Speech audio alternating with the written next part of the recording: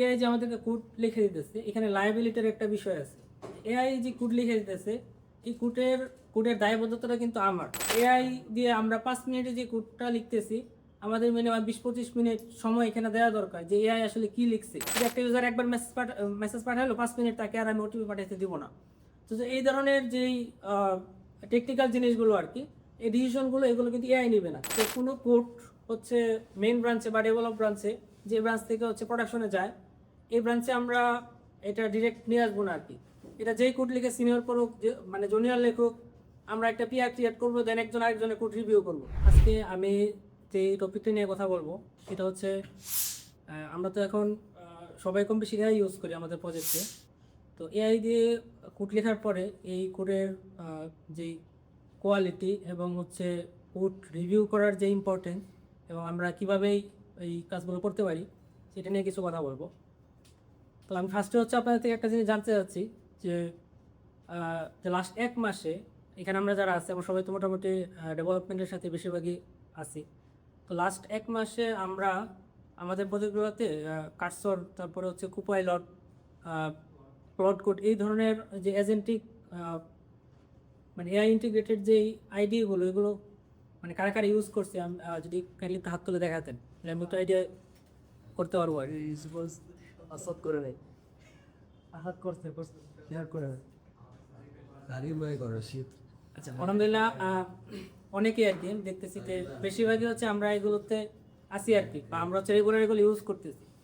তো আমাদের যদি আমরা আগের কথা বলি, যে একটা সময় আমরা নিজেরা কোড লিখতাম আর কি, ম্যানুয়ালি কোড লিখতাম। যখন আমরা কোথাও আটকায় যেতাম, আমরা ডকুমেন্টেশন করতাম অথবা হচ্ছে স্ট্যাক ওভারফ্লো এগুলো ফলো করতাম। কিন্তু এখন আমাদের যে ডেভেলপমেন্ট যে ওয়ার্কফ্লো, এটা পুরোটা চেঞ্জ হয়ে গেছে। আমরা এআইকে প্রম্পট দিতেছি, এআই আমাদেরকে রেসপন্স দিতেছে। তো আপনারা এটা একটু বলতে পারবেন যে আমরা যখন এআইকে কোনো প্রম্পট দিই, যে ফার্স্ট রেসপন্সে সে কি মানে সবসময় কি সঠিক কোড দেয়? সবসময় কিন্তু সঠিক কোড দেয় না। হ্যাঁ, আমাকে হচ্ছে আবার প্রম্পটিং করা লাগে, বা ইরর আসে আবার করা লাগে। তো আমরা একটা জিনিস মোটামুটি শিওর যে এআই সবসময় কি দেয় না, সঠিক যে জিনিসটা বা আমাদের যে জিনিসটা দরকার এটা সবসময় দেয় না। এটা আমাদের একটু সময় লাগে বের করে নিয়ে আসতে। তো এখানে আমরা যে প্রতিদিন এআই ইউজ করতেছি আমাদের কাজে, তো এই যে এআই যে আমাদেরকে কোড লিখে দিতেছে, এখানে লায়াবিলিটির একটা বিষয় আছে। এআই যে কোড লিখে দিতেছে, এই কোডের দায়বদ্ধতাটা কিন্তু আমার। হ্যাঁ, এজ এ ডেভেলপার, যখন এই কোডে কোনো ইরর আসবে, কোনো বাগ আসবে, ক্লায়েন্ট তখন প্রজেক্ট ম্যানেজারকে বলবে, প্রজেক্ট ম্যানেজার আমাকে বলবে, বা আপনাকে ডেভেলপার যারা আমাদেরকে বলবে। আমরা কিন্তু এটা বলতে পারবো না যে এই কোড হচ্ছে প্লট কোড লিখছে বা এটা চ্যাটজিপিটি লিখছে।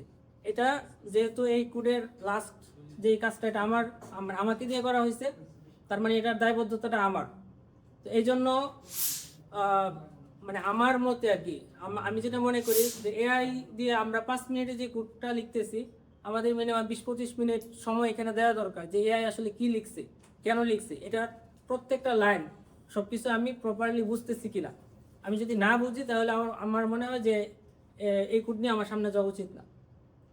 তো এটা একটা বিষয় আর কি, যে এআই যা লিখতেছে এটা প্রপার সেলফ রিভিউ করা আর কি, যে আমি একটা সময় নিয়ে যে আমার কোড কাজ করতেছে আর আমি এটা রেখে দিলাম না, এআই কোড লিখে দিচ্ছি, এটাকে আমি সময় নিয়ে দেখবো যে সব কিছু আমি বুঝতেছি কিনা। কারণ ইন ফিউচার এটা যদি প্রোডাকশনে যায়, যদি কোনো একটা ইস্যু আসে, কোনো একটা বাগ আসে, তখন কিন্তু আলটিমেটলি আমাকে ধরা হবে এবং হচ্ছে এটা আমাকে সলভ করতে হবে। এরকম হতে পারে আমি যদি এই কোড বেসটা না বুঝে থাকি প্রপারলি, তাহলে হচ্ছে এই 5 মিনিটের কোডের জন্য আমার 5 দিন সময় লাগতে পারে। তো এটা অস্বাভাবিক কিছু না। তো এই জন্য আমরা হচ্ছে যে সেলফ রিভিউর যে বিষয়টা, যে আমরা প্রপারলি বুঝতেছি কিনা, এটা ফার্স্ট অফ অল এটা হচ্ছে এনশিওর করবো। তারপরে আমি আমার একটা এক্সপিরিয়েন্স শেয়ার করি যে লাস্ট হচ্ছে আমরা কিউটেকের প্রজেক্টের পাশাপাশি একটা প্রজেক্টে কাজ করা হয়েছে আমার। তো এই প্রজেক্টের বেশিরভাগ কোড হচ্ছে এআই দিয়ে লেখা, যেটা সাইড প্রজেক্ট ছিল এবং খুব একটা সময় পাই নাই। তো বেশিরভাগ কোড বলা চলে যে 95% কোড হচ্ছে এআই দিয়ে লেখা। তো প্রজেক্টটা শুরুর সময় যে রুবেল ভাই আমাকে যে রিকোয়ারমেন্ট দিচ্ছে যে আমরা একটা প্রজেক্ট করবো, কাজ শুরু করাই, কিন্তু এটার যে প্রপার রিকোয়ারমেন্ট এটা আসতে হচ্ছে আমি যখন কাজ 50% বা 60% করে ফেলি, তারপরে যেটা আমরা আসলে এইভাবে আগাইতেছি। তো অলরেডি অনেক কোড কিন্তু আমার লেখা হয়ে গেছে এবং প্রজেক্টের যে আর্কিটেকচার এটা রেডি। তো এই সময় এসে যখন আমি এআই দিয়ে জিনিসগুলো চেঞ্জ করতে গেলাম, এআই কিন্তু প্রপারলি ওইভাবে কাজ করতেছে না যেভাবে আমি চাইতেছি। তো কারণ তার কাছে কিন্তু প্রপার কনটেক্সটটা নাই যে সেইভাবে রিকোয়ারমেন্টগুলো চেঞ্জ হইতেছে। তো এই জন্য আমরা যখন এআই দিয়ে কোনো প্রজেক্ট করব বা কোনো প্রজেক্টের সব কাজ যখন আমরা এআই দিয়ে করতেছি বা করবো এরকম চিন্তা করি, ইন ফিউচার এখানে চেঞ্জ আসতে পারে, এখানে হচ্ছে রিকোয়ারমেন্ট চেঞ্জ হতে পারে। হ্যাঁ, এটা ক্লায়েন্টও রিকোয়ারমেন্ট অনেক চেঞ্জ করে। হ্যাঁ, মানে রিয়েল লাইফে এটা খুবই কমন জিনিস যে রিকোয়ারমেন্ট চেঞ্জ হইতেছে। এই জিনিসগুলো আমরা মাথায় রাখবো পরবর্তীতে, মানে এটার যে স্কেলেবিলিটি এটা যেন ঠিক থাকে বা এটা যেন করা যায় এবং যে কোনো চেঞ্জ যেন করা যায় এআই রিটার্ন কোডে। তো এইভাবে যদি আমরা যদি কোড রিভিউ যদি প্রপারলি না করি বা কী লিখতেছি এআই কী করতেছে এটার কন্ট্রোল যদি আমার কাছে না থাকে, তাহলে হচ্ছে এটা করা যাবে না আর কি। তারপর আরেকটা বিষয় হচ্ছে যে অনেক সেন্সিটিভ জিনিস আমরা এআই দিয়ে ইমপ্লিমেন্ট করি অনেক সময়। লাইক হচ্ছে ওই প্রজেক্টে, যে প্রজেক্টের কথা বলতেছি আমি, পেমেন্ট গেটওয়ে ইন্টিগ্রেট করা হয়েছে এসএল কমার্সের, তারপর হচ্ছে এসএমএস, বাল্ক এসএমএসের ইন্টিগ্রেট করা হয়েছে। এই কাজগুলো কিন্তু আমি এআই দিয়ে করছি।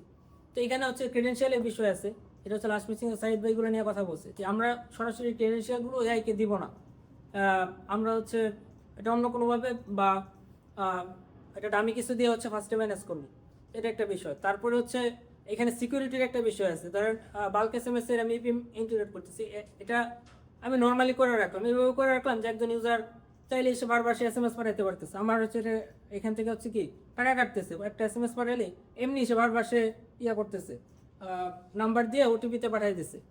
তো এই 1 সেকেন্ড পর পর কী করতেছে, আমার হচ্ছে এই যে 50 পয়সা করে কেটে নিতেছে। এখানে আমাকে হচ্ছে যে এটা পেমেন্ট করা লাগবে। কীভাবে পেমেন্ট করবো, যে একটা ইউজার একবার মেসেজ পাঠালো 5 মিনিট, তাকে আর আমি ওটিপি পাঠাইতে দিব না। তো এই ধরনের যেই টেকনিক্যাল জিনিসগুলো আর কি, এই ডিসিশনগুলো এগুলো কিন্তু এআই নেবে না, এই ডিসিশনগুলো আমাদের নিজেদের নিতে হবে। তারপরে যে পেমেন্ট গেটওয়ে যে এপি ইন্টিগ্রেশন, এগুলোতে সিকিউরিটির একটা বিষয় আছে। তো এখানে এআই যা লিখে দিল আমি অন্তর মতো হচ্ছে এগুলো আমি নিয়ে নিলাম। তো এগুলো হচ্ছে ইন ফিউচার এগুলো বড় ধরনের একটা রিস্ক নিয়ে আসবে আর কি আমাদের জন্য।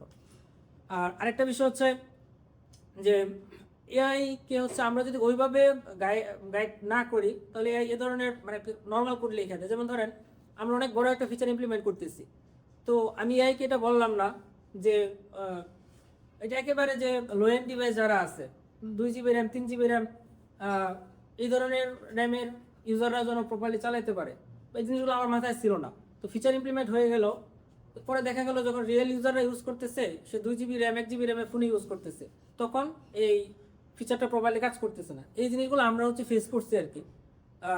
তো এই যখন আমরা কাজ করার শুরুতে এই জিনিসগুলো মাথায় রাখবো আর কি, যতগুলো স্কেচ আছে যে কীরকম হইতে পারে। এখন আসি যে এই যে কোড রিভিউর যেই কথাগুলো বলতেছিলাম, এটা যা মানে গুরুত্বপূর্ণ, এটা আমরা সবাই জানি, কিন্তু এটা আসলে আমরা কীভাবে ইমপ্লিমেন্ট করবো এটা নিয়ে কথা বলি। এখন যেটা হইতেছে যে এআই কোড লিখতেছে, আমরা ওরকমভাবে করতে মানে কোড রিভিউটা করা হয় না অনেক সময়, কিন্তু আমাদের যেটা করা লাগবে সেটা হচ্ছে এটা একটু এনশিওর করা লাগবে এইভাবে যে ধরেন একটা টিমে আমরা 3-4 জন কাজ করতেছি, তো কোনো কোড হচ্ছে মেইন ব্রাঞ্চে বা ডেভেলপ ব্রাঞ্চে, যে ব্রাঞ্চ থেকে হচ্ছে প্রোডাকশনে যায়, এই ব্রাঞ্চে আমরা এটা ডিরেক্ট নিয়ে আসবো না আর কি। এটা যেই কোড লিখে সিনিয়র করুক, যে মানে জুনিয়র লেখুক, আমরা একটা পিআর ক্রিয়েট করবো, দেন একজন আরেকজনের কোড রিভিউ করবো। হ্যাঁ, এবং একটা ফিচার বা লজিকগুলো কীভাবে ইমপ্লিমেন্ট হয়েছে নিজেরা এটা নিয়ে ডিসকাস করবে। তাহলে যেটা হবে যে প্রজেক্টে কোথায় কী হচ্ছে এটা সবাই এটা নিয়ে হচ্ছে অবগত থাকবে আর কি। তো হচ্ছে এই যে পিয়ার ক্রিয়েট করা এবং হচ্ছে এগুলোতে কমেন্ট করা, এই বেস প্র্যাকটিসগুলো আমরা করা ট্রাই করবো আর কি। তো এই হচ্ছে ছিল আমার যেই টপিক, যে কোড রিভিউ করা এবং কোড রিভিউ করার ইম্পর্টেন্স এবং কীভাবে আমরা করব। তো আমরা এটা চেষ্টা করবো আর কি জিনিসগুলো ফলো করার, যেন এআই দিয়ে কোড লিখলেও ইন ফিউচার যেন এটাতে কোনো প্রবলেম না আসে এবং আসলেও যেন আমরা এটা খুব ইজিলি সলভ করতে পারি। তো ধন্যবাদ সবাই।